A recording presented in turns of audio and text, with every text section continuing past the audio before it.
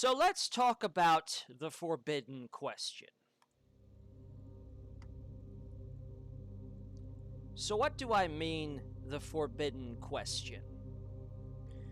Well, once upon a time, as a young individual myself, I did a lot of web crawling. Now, when I say web crawling, I'm talking about on the internet itself, and we're talking about Google searches. I loved searching up just things that were relevant to my interests at the time. So, what that necessarily meant was, these days you got a lot of people that are impatient. They pull up Google. Google's had, at this point, 30 years to optimize. So people usually find what they're looking for, in the first few bits. So what does that ultimately mean? Well, that means that most people rarely go past the first page of the search results on Google, and now it's basically full of a bunch of ads and junk and other shit trying to sell people, but you usually find what you're looking for right away. That's the algorithm at work. Not so back in the day. However, back in the day, you had the web searches, and that was it. We didn't have this images. We were able to search by videos. We weren't able to search by all this other stuff there. So when you went looking for something, you had to really look for something. Even I don't do it these days as much as I used to, but when I went looking for something on the internet, and we didn't have all these fancy previews, you had to dive past the first page of results. Say it isn't so. Oh yes, dear net citizen, I am that old. Y'all making me feel older than I really am, though. But suffice to say, back in those days, it wasn't abnormal for you to dive into, the first page, second page, even third page if you were really desperate for something. Oh, no, but those of us that went really looking, wasn't uncommon for us to hit, page 10. I went even deeper than that. I'm talking page 50, page 100, page 200. In some cases, I actually made it to the end of the entire results list. Scary, I know. But that was back when the internet was young, and now that it's old, things aren't necessarily erased. The internet never truly forgets anything. Doesn't matter if you take things down, something survives somewhere. Now we're probably up to thousands, if not hundreds of thousands, for a simple result, if not millions of pages. Nobody would really have the time to troll all through that. Well, I do on certain other occasions, but here we are. But I digress. The forbidden question. Now, back when I was a young youth, and trust me, I'm getting to my point here, I was a fan of the Pokemon series. Yes, I know, but I'm getting to the tricky part here. So, I would, troll the internet looking for Pokemon content, as I was wont to do. And I can't remember exactly where I found it, but I know I definitely found it below, page 10. Now, probably back in those days, you're thinking, you dive past, a certain page on Google, you get to the dark web. At least that's how I imagined it as a kid, Now, I'm a little bit more familiar with it, but I wouldn't be surprised if that really was true back in the day. But, Pokemon was really popular back in the late 90s, and that's when I was there. I was about 9 years old at the time when that craze took over. And honestly, I can't actually forget what I found. Most of the content I found was for your average fan, series enthusiast, fanatic. But it's kind of hard to really kind of put it into words because it's how badly it affected me. But I actually found a hate site for Pokemon at the time. Yes, I know, it's crazy, I suppose it probably still sounds crazy to me to this day because it was kind of a shock to my system at a young age. But it's what led me to the forbidden question. What was that question? Why does it relate to a Pokemon hate site? Well, imagine, you're 10 years old, you're enjoying a series about, small critters, some of them cute. And when you open this site, because you're hit by this curiosity, it's who could hate this? And the first image you see is a Pikachu, uh, spit roasted, rotisserie style, on one of those little turn handles and kind of roasting over an open fire. And you're like, as a kid, you see this, and they don't censor anything. So there's like the actual blood and everything else. Cross eyes are dead, and the tongue's hanging out and right there. But there's like that stick through it, and you're reading through the content just in shock. And it's this one person basically, going on about why they just hate the series so much. And it wasn't the same kind of foaming at the mouth deal there. They were just talking about it, and when I was reading it, it sounded like, they were just talking about it in casual terms and explaining themselves. And the last part that I remember looking at was, I remember the phrase, it was like, crack open the shell on a Squirtle, let's sit around, roast a Pikachu on some berries, and discuss why we hate this series.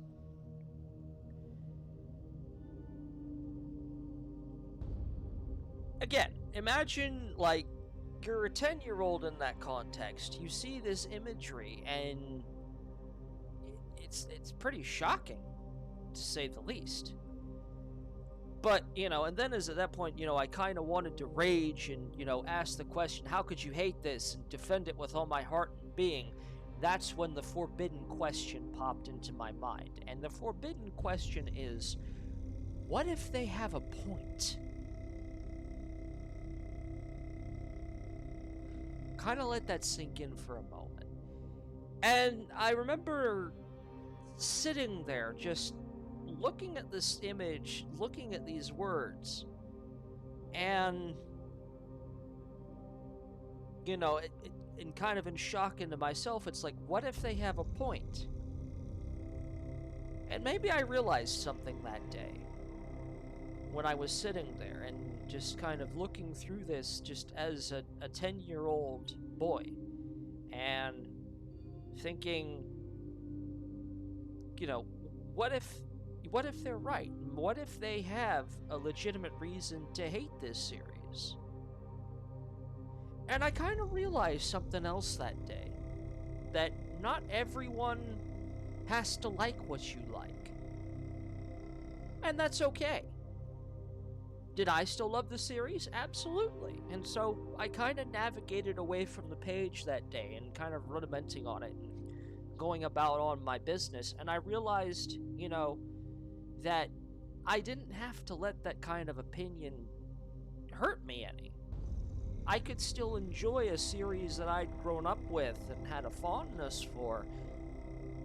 And other people could, hate it to that degree, to the point where they would eat these creatures. I kind of get it. As you look through their Pokedex and, some other depictions there kind of make you ask questions. It's like, what do they eat in this world? Yeah. Yeah, but you really didn't think too hard about that when you were a kid there. But that's kind of where I came from.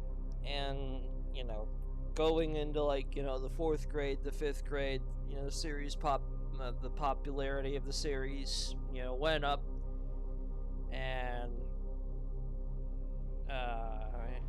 so on and so forth. But, I knew that there were people out there that hated the series, didn't get the series, and whatnot, and, I tried to introduce them, maybe get them a little bit more comfortable, but ultimately, at the same time, I accepted that there were people who were just not going to like that thing.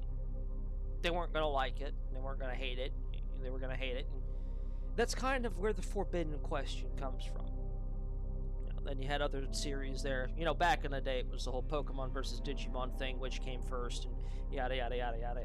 So there was kind of an intense rivalry there, and I don't know. Maybe I didn't really get into it just because of how I was raised back in the day. But I didn't really get into it. I remember, though, when Yu-Gi-Oh! Caught on. And that became the next craze, and there was the whole card game coming out and everything, and I didn't really get into it.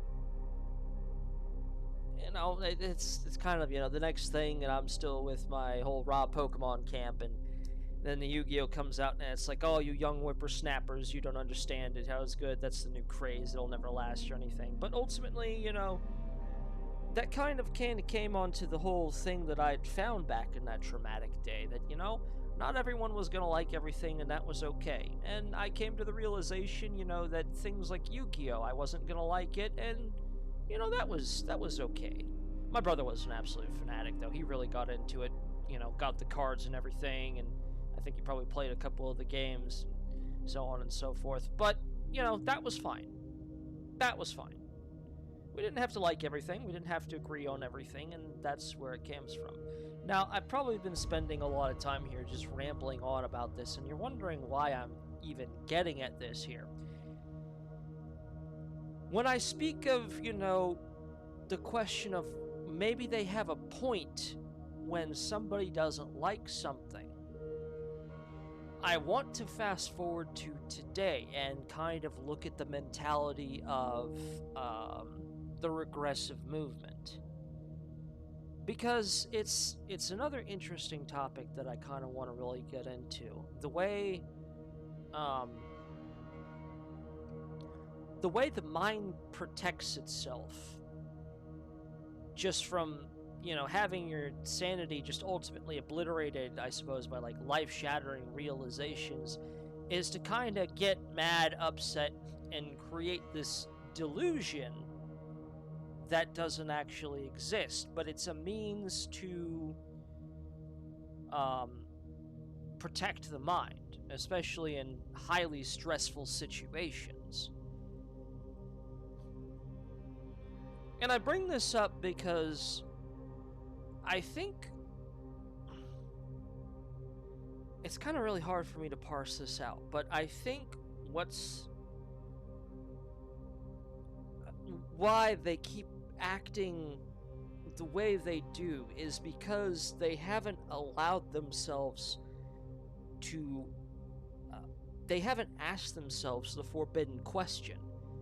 And I say it's the forbidden question because when we've looked at this behavior, we've kind of just seen how outlandish and childish that they could act. And the forbidden question of, what if they have a point? What if they're right? And what if you're wrong? I suppose it's more than one question here. But it kind of starts with that forbidden question.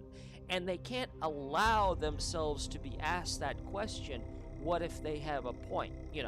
Now, somebody can come to me and they'll say the same thing. It's like, oh, you must hate, all LGBTQ people. You're transphobic, you're racist, you're sexist, yada yada yada. And you could be wrong about your point, all your points there. But here's the difference. I will actually allow myself to say that's true. You could have a point in maybe that we haven't treated people fairly based on things like, the color of their skin. I mean, that's why that's why the "I have a dream" speech has that phrase in there. I dream of a day. I'm probably butchering this, but I'll paraphrase it anyway. I dream of a day when a man can be judged not by the color of his skin, but by the content of his character. And when you hear something like that, you think back on it, and it makes you sit there and think, it's like, gosh, have I really been treating people like that? Have we treated people like that back in the past? And it really kind of makes you look back on your own history. And absolutely, I can look back on the history of the United States and say, dear God, we were not squeaky clean. We definitely mistreated people here in the land of the free and the home of the brave. And the historical context. There is no way to argue that. There is no way to say that, we haven't always treated people equally and fairly, and in the idea of, you know, in a country that's supposed to be based on liberty and fair treatment, you know, I can easily, admit that, yeah, and we haven't been the greatest, and we aren't exactly the shining beacon of that kind of thing. But I can also say that we're getting better. It has gotten better over the past 40 years or so. Now you're probably going to point at me and call me a liar and point to all everything that's happening and the things there lately, but I can look back on that and I can say with absolute certainty that yes, we are getting better. We are trying. And, they've said do or do not, there is no try. But sometimes it's the trying that makes a difference. We're not perfect. We're never going to be perfect. Chasing perfection is a stupid thing. It's what I do personally. I'm a perfectionist in everything I do. And I'm never fully happy with whatever I create because of that. And I have trouble letting people do things.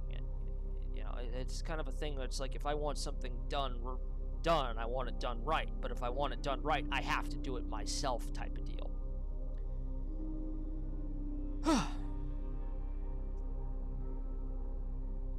So yeah, I can say with, absolute certainty that chasing perfection is never a good thing. We can try all we want, but we're never really going to reach it. But rewinding back a little bit, to the point of the forbidden question there. You asked me that, you make your points to say things like that. I can actually look at you and say, yeah, you may have a point. I'm willing to consider your point. But if we turn the tables on that, and we make a regressive try to ask themselves that question, they'll scream, kick, cry, throw a tantrum, and they can just never fundamentally be wrong. They always have to be right. They are the absolute word. That word is truth. And it's never the idea that they're wrong there, which is an interesting thought experiment, okay? Like, yeah, you come back to me and you say the history of the United States has not always been kind to people based on physical characteristics, nationality, background, that sort of thing. And I can say, yeah, you'd be right. But then I can also come out and say, but we're getting better. We're not as bad as we used to be, and I think we're making good progress towards that there. But that's the thing. If I say that sort of thing and say, that's me coming back around and saying, no, you're wrong in that right now. It's the most racist, sexist, bigoted place on earth, and will only continue to get worse unless we implement said ideals and whatnot that you've created yourself. That's me kind of turning it around. And instead of the other person going, you might be right, they're going to screech and cry and throw a fit and say, no, you're wrong. There's no possible way that I could be wrong. I'm right here. And that's really where we get into the idea of it being the forbidden question, not being allowed to question your own ideals. And, this is kind of where I think we kind of, I'm mixing up cultural references here, but I have to do this because it was so good. When the Assassin's Creed series first came out, that's what the creed basically boiled down to. Nothing is true. Everything is permitted. And I think towards the end of Revelations, which was the third in the Ezio Auditore series before they finally moved on to Assassin's Creed 3. Goes to show how popular he was. But back in the first few games, when they really kind of focused on that philosophy behind the whole thing, the idea that nothing is true, everything is permitted, meant that there is no absolute universal truth, and that ideals should always be questioned, that they are open to criticism. And that's kind of the whole thing on the free market of ideals, is that the best ones will hold up to scrutiny and withstand the test of time. Now, Assassin's Creed has kind of degraded itself from interesting, historical perspectives to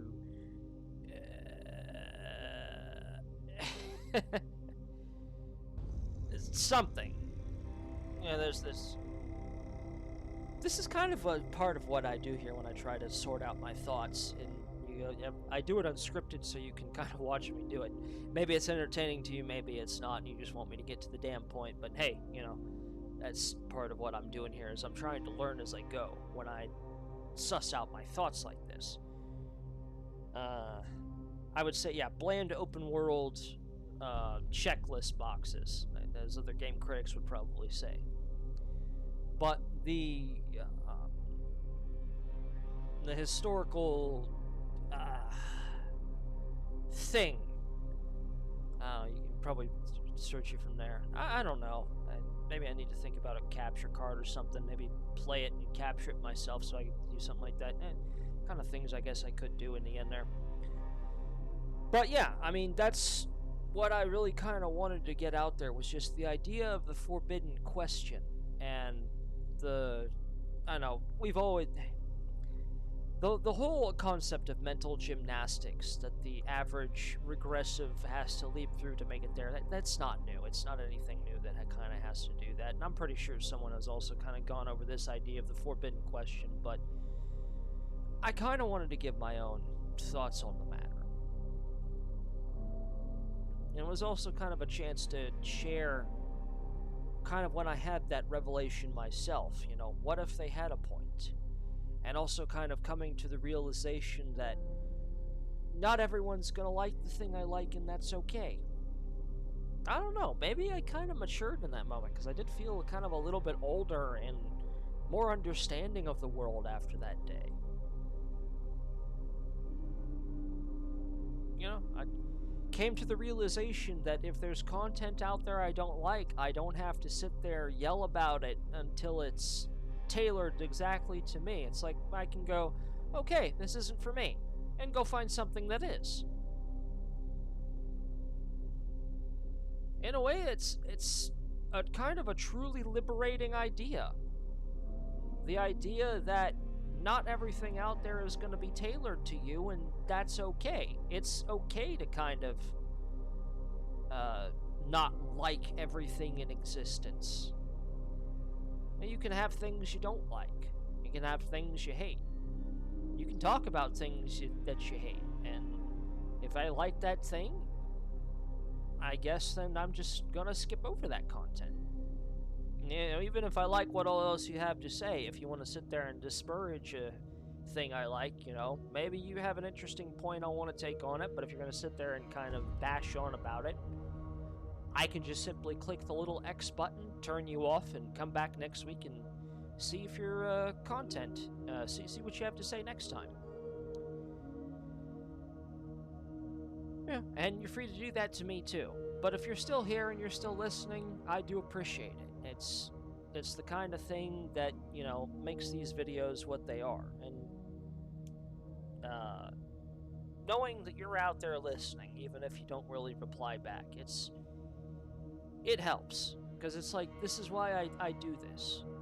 It kind of helps us out my own thoughts. Yeah, I kind of got the dream of being the next big one, and it's probably not going to happen considering the low quality of these videos. But, hell, all got to start somewhere, right? Maybe one day it'll happen, maybe it'll never happen at all, and these will just be a small corner of the history that you just accidentally stumbled into one day. But it is what it is, and take that little nugget for yourself. Ask yourself the forbidden question: what if the other person is right? What if they have a point sometimes about that? And learn to recognize that it's okay if there are things out there that are not for you.